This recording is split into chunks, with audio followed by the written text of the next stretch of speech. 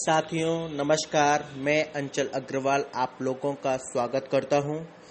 दोस्तों, आज दिनांक 25 मई और दिन सोमवार है और आज हम बात करेंगे गांव से पलायन पर।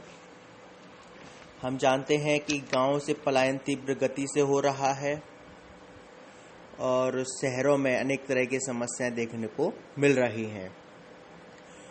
लेकिन मैं बहुत ज़्यादा आंकड़ों पर या बहुत ज़्यादा इधर उधर की बातों पर नहीं जाऊंगा। मैं सिर्फ आपसे बात करूंगा कि इसके कारण क्या है और इसके क्या परिणाम हो रहे हैं, और कुछ एक सरकारी योजनाओं के बारे में भी बात करूंगा जो इसमें सहायक हो सकती हैं या हो रही है गांव से शहर की ओर पलायन को रोकने में। बस मेरा इतना ही उद्देश्य होगा, क्योंकि बढ़ती आबादी के कारण भी जो पलायन की समस्या है काफ़ी उग्र हो रही है और इससे हम लोगों का ध्यान भी इस ओर आकर्षित होना चाहिए। जो हमारे यहाँ की प्रथम जनगणना हुई थी 1951 में, उसमें ग्रामीण आबादी थी 83% और शहरी आबादी 17%।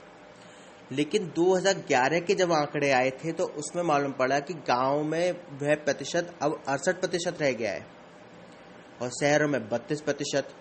देख सकते कि 15% की गांव से कमी और 15% की शहर में वृद्धि, अतः कुल मिलाकर 30% की एक तरीके से वृद्धि शहरों की ओर हो गई।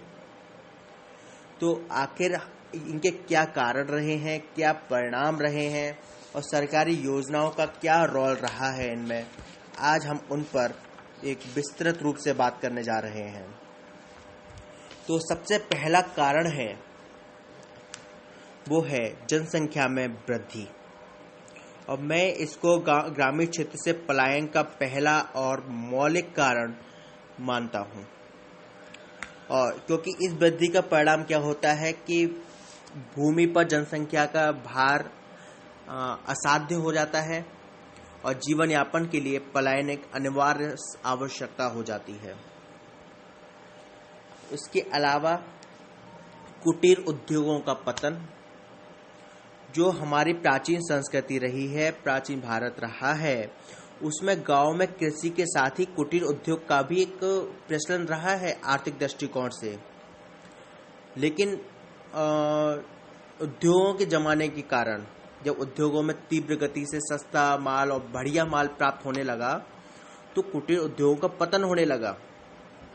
और अब कुटीर उद्योगों का पतन और बढ़ती हुई ग्रामीण जनसंख्या, बढ़ती हुई जनसंख्या, जब ये दोनों ही प्रभाव मिल गए तो ग्रामीण क्षेत्र से पलायन को प्रोत्साहन मिलने लगा। अगला आप कह सकते हैं कारण है भूमिहीन कृषक, क्योंकि भारतीय ग्रामीण क्षेत्र में ऐसे भी किसान हैं जो भूमिहीन की श्रेणी में आते हैं और जो खेती तो करते हैं किंतु उनके पास अपनी निजी जमीन नहीं होती है, और गांव में भूमिहीन कृषक की संख्या में निरंतर वृद्धि होती जा रही है। इसका प्रमुख कारण यह है कि अनेक व्यक्ति निर्धनता और ऋणग्रस्तता के कारण अपनी जमीन बेच देते हैं। इन भूमिहीन कृषकों को जब गांव में कोई काम नहीं मिल पाता है तो उनके लिए मात्र यही रास्ता बचता है कि आसपास के शहरों में जाकर अपनी रोजी रोटी कमाएं। इस प्रकार किसानों का भूमिहीन होना भी ग्रामीण क्षेत्रों से पलायन प्रवृत्ति को प्रोत्साहित करता है। अगला कारण है ऋणग्रस्तता, और हम जानते हैं कि ऋणग्रस्तता भारतीय ग्रामीण जीवन की प्रमुख विशेषता रही है। भारत का प्राय प्रत्येक औसत ग्रामीण परिवार और व्यक्ति ऋणग्रस्तता का शिकार है। भारतीय ऋणग्रस्तता की मौलिक विशेषता यह है कि इसका ऋण एक पीढ़ी से दूसरी पीढ़ी को हस्तांतरित होता रहता है। इन ऋणों को चुकाने के लिए अथवा इन ऋणों से मुक्ति पाने हेतु अर्थोपार्जन करने के लिए भी अनेक व्यक्ति गांव से शहरों की ओर पलायन करते हैं। अगला कारण है हम कह सकते हैं सामाजिक अयोग्यताएं। इसके अंतर्गत हम यह कह सकते हैं कि भारतीय ग्रामीण ढांचा अत्यंत ही रूढ़िवादी और परंपरावादी है।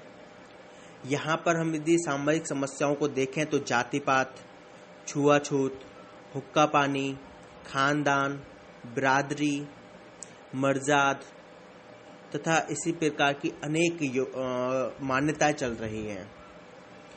गांव में अछूतों की स्थिति अत्यंत ही दयनीय होती है तथा वे अनेक प्रकार की अयोग्यताओं एवं प्रतिबंधों के शिकार होते हैं। साथ ही जो व्यक्ति ग्रामीण मान्यताओं और परंपराओं की अवहेलना करता है उसे अनेक प्रकार के दंड का पात्र होना पड़ता है। इसका परिणाम यह होता है कि इन व्यक्तियों को तिरस्कार की दृष्टि से देखा जाता है और इनके साथ अनेक प्रकार के अत्याचार किए जाते हैं। इनसे परेशान होकर वे गांव की अपेक्षा शहरों और औद्योगिक क्षेत्रों की ओर भागने के लिए विवश होते हैं। दोस्तों, यदि आप औद्योगिक क्षेत्रों में जाएंगे, देखेंगे तो आपको महसूस होगा वहाँ पर जात पात का स्थान खत्म हो चुका है। वहाँ पर जो औद्योगिक के मालिक हैं उन्हें सिर्फ ऐसे व्यक्ति चाहिए जो काम करना अच्छे से जानते हों, डेट्स इट। नहीं मतलब उन्हें की जाति क्या है। अगला कारण है संयुक्त परिवार। क्योंकि हमारी जो प्रथाएं रही है, भारतीय प्राचीन प्रथाएं रही हैं, वहाँ पर संयुक्त परिवार का एक बहुत बड़ा महत्व रहा है और यह हमारे सामूहिक जीवन के विकास का एक बहुत बड़ा माध्यम भी रहा है।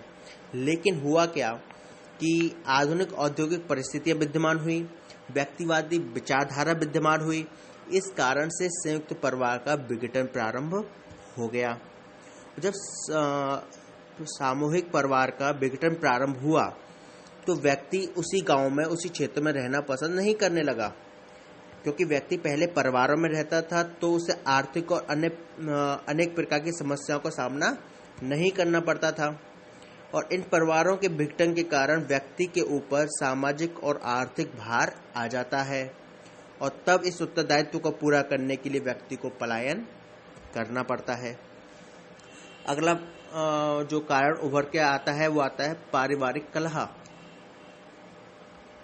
क्योंकि वर्तमान समय में भारत में ग्रामीण परिवारों में जो कलह है, जिसे हम संघर्ष भी कह सकते हैं, उनकी मात्रा में निरंतर वृद्धि हो रही है और इस कलह के कारण भी लोग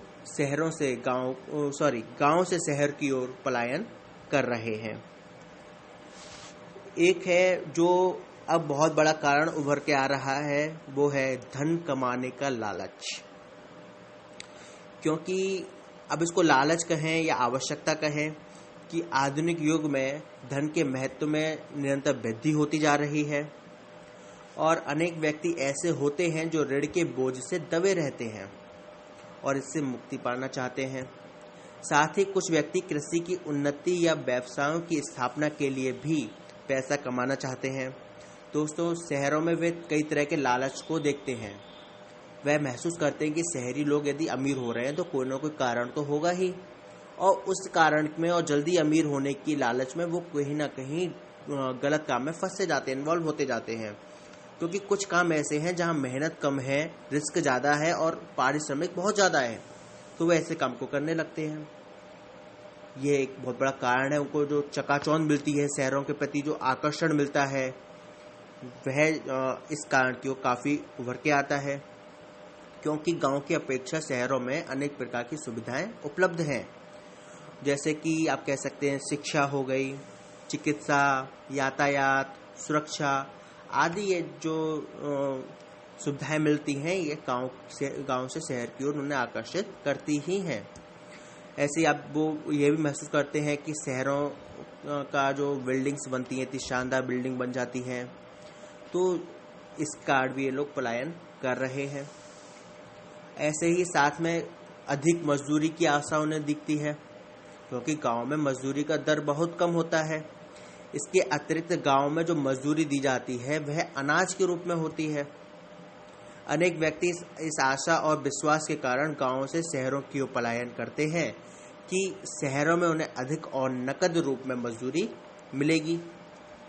इसके अलावा उन्हें जो चीज आकर्षित करती है वो है उन्नतशील जीवन। क्योंकि कुछ लोग ऐसा समझते हैं कि यदि वे शहरों में निवास करेंगे तभी उनका जो भविष्य है वह संपन्न हो पाएगा, उन्नतिशील होगा। भविष्य के जीवन की यह आशा उन्हें शहरों की ओर पलायन की ओर आकर्षित करती है, प्रेरित करती है। और अगला कारण आप कह सकते हैं बेरोजगारी। ग्रामीण क्षेत्रों में स्थापित कुटीर उद्योगों के समाप्त हो जाने से अनेक व्यक्ति रोजगार की तलाश में शहरों की ओर आकर्षित होते हैं। इस बेरोजगारी में निरंतर वृद्धि होती रहती है। शहरों की ओर ग्रामीण समुदाय फिर पलायन करता है। कुछ और कारण भी है, जैसे गांव में स्वास्थ्य और चिकित्सा सेवाओं का अभाव है, गांव में शिक्षा का अभाव है, सामाजिक सुरक्षाओं का अभाव है, यातायात और संचार साधनों का अभाव है। शहर फैशन और सभ्यता के प्रतीक बन चुके हैं आज। सामाजिक दंड से बचने के लिए भी गांव से शहर की ओर पलायन होता है। दोस्तों, एक प्रश्न का आंसर दें कि यदि हम शिक्षा को बढ़ाते रहेंगे तो जाहिर सी बात है कई लोग शिक्षित हो जाएंगे, और शिक्षित होने के बाद वह क्या चाहेंगे कि उन्हें अच्छा रोजगार भी मिले। अब तो निश्चित तौर पर हमने यदि गांव में रोजगार ही विकसित नहीं किए तो वो लोग शहर की ओर आकर्षित होंगे ही। उन्हें पैसा अब कमाना है तो उन्हें कोई क्षेत्र भी चाहिए काम करने के लिए, और गांव में हम इन सुविधाओं को नहीं दे पा रहे हैं, गांव का विकास नहीं हो पा रहा है। इस कारण से जो शिक्षित समुदाय बढ़ता जा रहा है वहाँ बेरोजगारी का स्तर भी बढ़ रहा है। इस कारण से वे लोग शहरों की ओर पलायन कर रहे हैं। लेकिन अब इसके क्या परिणाम होते हैं वह देखना भी बहुत जरूरी है। सबसे पहला जो बहुत बड़ा कारण उभर के आता है वो होता है, परिणाम जो उभर के आता है वो होता है सांस्कृतिक संघर्ष। क्योंकि ग्रामीण संस्कृति, ग्रामीण सभ्यता अलग है, शहरी संस्कृति, शहरी सभ्यता अलग है। दो संस्कृतियों का टकराव होता है, उन दोनों को एक दूसरे से सामना करना पड़ता है। उनकी पैतृक संस्कृति अलग होती है और उनकी वर्तमान पलायनवादी शहरी संस्कृति अलग होती है, और इसका परिणाम क्या होता है? सांस्कृतिक संघर्ष। ऐसे ही दोनों संस्कृति के मूल्य अधिक अलग अलग होते हैं, तो मूल्यों में संघर्ष होने लगता है। कोई कहता है कि मेरी संस्कृति बहुत उन्नत है, कोई कहता है मेरी संस्कृति बहुत उन्नत है। दोस्तों, एक प्रश्न का आंसर दीजिए। व्यवहारिक है कि वह देखते हैं कि जो गांव के निवासी हैं वह देखते हैं कि जो गांव की लड़कियां हैं, स्त्रियां हैं, वे सूट में या साड़ी में रहती हैं, और जो शहर की स्त्रियां हैं वे निश्चित तौर पर जीन्स टॉप या अन्य इस टाइप के कपड़ों में रहती हैं। तो उन्हें क्या होता है कि एक स्त्री के प्रति आकर्षित भी अलग लगने लगता है। अब यह जो चीज है वह सांस्कृतिक मूल्यों में ही तो टकराव है। ऐसे उनके व्यवहारों में भी भिन्नता होती है, तो व्यवहारों में भिन्नता होने से संस्कृति में संघर्ष पैदा होता है, और इससे लेकिन जो परिणाम निकल के आता है वो होता है सामाजिक का विघटन। इससे समाज का विघटन होता है, व्यक्ति के मूल्यों में गिरावट पैदा होती है, तो सांस्कृतिक संघर्ष इसके परिणाम के रूप में उभरता है। अगला आप परिणाम कह सकते हैं वो है आर्थिक विघटन। क्योंकि जो पलायनवादी हैं वे इस आशा में आ रहे हैं कि शहर में आके उन्हें रोजगार मिलेगा, लेकिन उम्मीद कीजिए कि उन्हें यदि रोजगार ना मिले तब क्या होगा? बहुत भयंकर आर्थिक परिस्थितियां खड़ी हो जाएंगी। आप एक चीज बताइए कि जब गांव का व्यक्ति शहर जाता है रहने के लिए तो गांव में हल्ला मच जाता है। अब वो शहर अपने गांव लौट के जाएगा नहीं, क्योंकि उसको मालूम है कि मैं इस तरीके से कह के आया हूँ गांव में कि शहर जा रहा हूँ कमाने के लिए। जाहिर सी बात है व्यक्ति के अंदर ईगो फॉर्म आ जाती है। उसका जो परिणाम निकल के आता है वो बहुत भयंकर होता है दोस्तों। चोरी, लूट, डाका, यह जो अपराध हैं इसी से ही प्रोत्साहित होते हैं।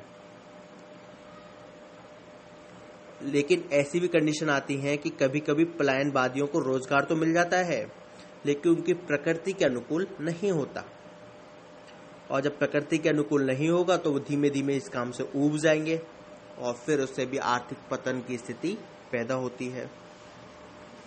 अगला आप कह सकते हैं धार्मिक विघटन, क्योंकि पलायन धार्मिक विघटन को भी प्रोत्साहित करेगा। हम जानते हैं कि धर्म का प्राथमिक समूहों में अत्यंत ही महत्वपूर्ण स्थान है। जैसे कि मैं जिस गांव में सर्वे करने के लिए गया था, गांव में घूमने के लिए गया, मैंने वहां देखा कि पेड़ों के नीचे एक तो मूर्ति बना के रख दी है, वहां उनकी लोगों की पूजा होती है। इस तरीके का जो उनका धार्मिक मूल्य बन चुका है वह भी तो विघटित होता है। धर्म और सामाजिक वातावरण अंतः संबंध होते हैं, इन्हें एक दूसरे से अलग नहीं किया जा सकता। जबकि जो प्राथमिक संबंध है नगरों में द्वितीयक संबंधों का स्वरूप ग्रहण करते हैं, तो जो धार्मिक गांठें हैं वे टूटने लगती हैं। इससे क्या होता है, संस्थात्मक विघटन प्रारंभ हो जाता है। अगला परिणाम उभर के आता है वो होता है पारिवारिक विघटन। दोस्तों होता क्या है कि मान लीजिए कि कोई व्यक्ति, शादी हो गई जिसकी, और वो चला गया शहर काम करने के लिए, पत्नी रह गई गांव में। अब क्या होता है कि शहर में उसे कई तरह की नारियां पसंद आने लगती हैं। निश्चित तौर पर मैं व्यवहारिक बात कर रहा हूँ। जब उसे वहाँ नारियां पसंद आने लगती हैं और मान लीजिए इस चकाचौंध में वो क्या होता है कि अब ये भूल जाता है कि उसकी गांव में भी कोई पत्नी है, तो इससे जो पारिवारिक विघटन की समस्या आज बहुत भयानक रूप से पैदा हो रही है। क्योंकि जो नई जीवन पद्धति है उसमें पारिवारिक संगठन को अधिक महत्व नहीं दिया जाता है, और शहरों में स्थान का अभाव हो रहा है। इसके कारण भी संपूर्ण किसान परिवार के लिए वहां रुकना असंभव हो जाता है। और हम देखते हैं कि इसके जो परिणाम उभर के आ रहे हैं वो तलाक और अलग हो जाना, जिसे हम पृथक्करण कहते हैं। तो यह भी पारिवारिक विघटन का बहुत बड़ा कारण उभर कर आ रहा है।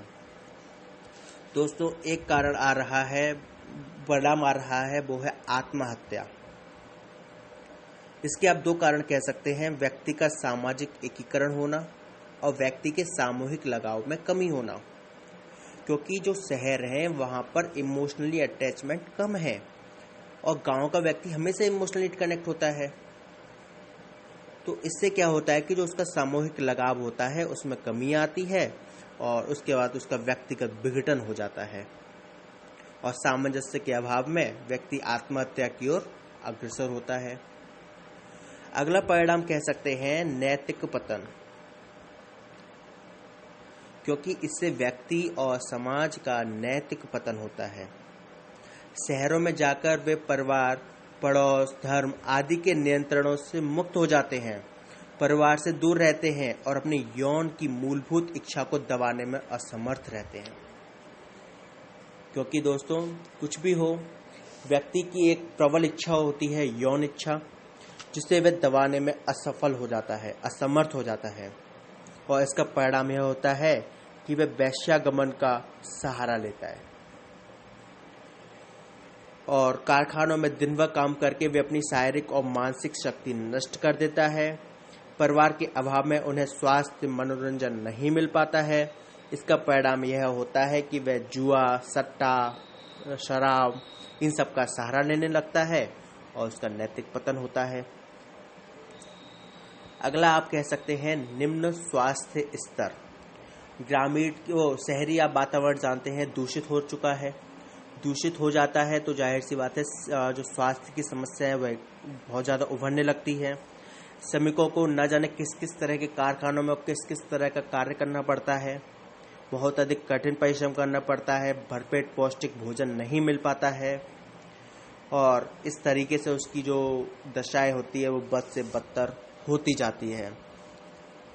अगला आप कह सकते हैं कार्य क्षमता में ह्रास।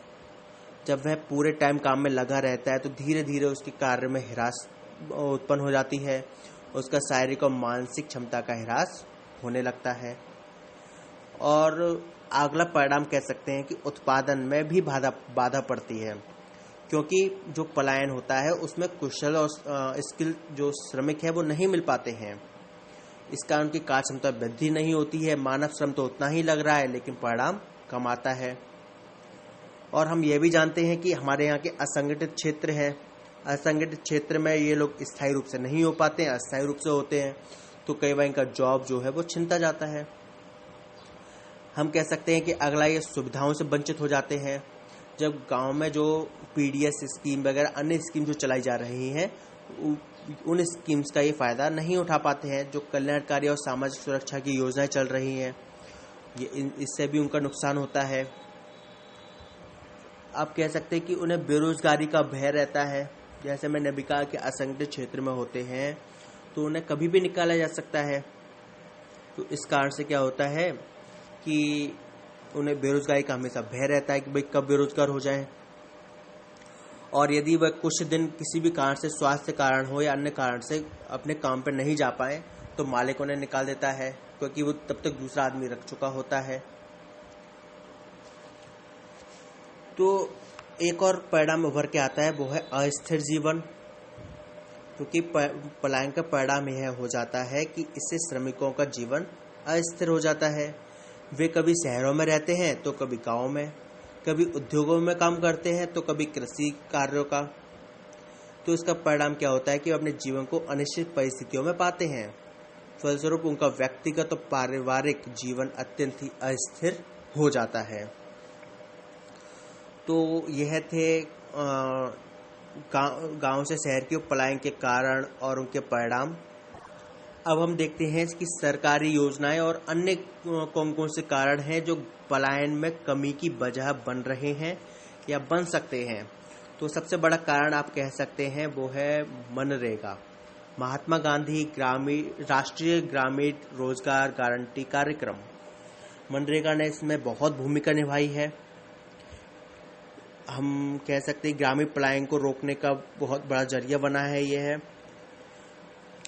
क्योंकि अब गांव में ही उन्हें रोजगार मिल जाता है तो उन्हें शहरों में जाने की आवश्यकता कम पड़ती है। अगला आप कह सकते हैं प्रधानमंत्री ग्राम सड़क योजना। इसने भी पलायन रोकने में बहुत मदद की है, क्योंकि इसने वास्तव में ग्रामीण क्षेत्र में रोजगार सृजन के साथ साथ कारोबारी माहौल भी निर्मित किया है। अगला कह सकते हैं आप राष्ट्रीय ग्रामीण आजीविका मिशन, जो 1999 में शुरू किया गया था। इसने भी गांव से शहर की ओर पलायन को कम किया है, क्योंकि यह कौशल विकास के लिए प्रशिक्षण देता है, वित्तीय समावेशन, सब्सिडी युक्त ऋण। तो इन सब के कारण भी यहाँ रुकता है पलायन। एक है स्वयं सहायता समूह। स्वयं सहायता समूह पर मैंने आपसे विस्तार में बात की थी कि ये किस तरीके से ग्रामीण क्षेत्र में ही रोजगार को माध्यम बनाते हैं। एक है रोशनी योजना। रोशनी योजना के तहत भी जो नक्सल प्रभावित क्षेत्र हैं उनके लिए रोशनी नामक परियोजना शुरू की गई थी, क्योंकि नक्सल प्रभावित क्षेत्र में लोगों को शांति और नहीं मिल पाती है। वे लोग अशांत हो जाते हैं और तनाव में जीत रहे हैं, विकसित क्षेत्र नहीं हो पा रहे हैं वे। तो यह योजना भी रोजगार के अवसर सृजित करने के साथ साथ नक्सलवाद जैसी समस्या से ग्रामीण युवाओं को दूर रखने में कारगर रही है। आज ग्रामीण विकास के मार्ग में नक्सल गतिविधियां बहुत बड़ी बाधक बनी हैं। तो इस तरह की योजना भी गांव से पलायन को कम करने में प्रभावी सिद्ध होगी। साथ में ग्रामीणों में पर्यटन का बढ़ना, सेवा क्षेत्र का बढ़ना, तो यह जो कार्य हैं इनसे भी गांव से शहर की ओर पलायन में कमी आई है। निश्चित रूप से आपको इसमें कई तरह के पॉइंट्स मिलेंगे ताकि आप अपने इन मटेरियल का कहीं ना कहीं उपयोग करके अपने उत्तर को और बेहतर कर पाएं। तो इन्हीं के साथ ही मैं अपने शब्दों को विराम दूंगा।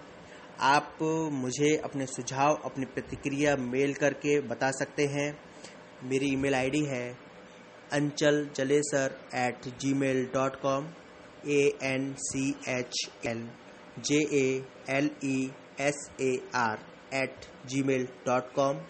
और आप मुझे SMS, व्हाट्सएप, कॉल के माध्यम से भी मुझे बता सकते हैं। मेरा फ़ोन नंबर है 9758303742। धन्यवाद।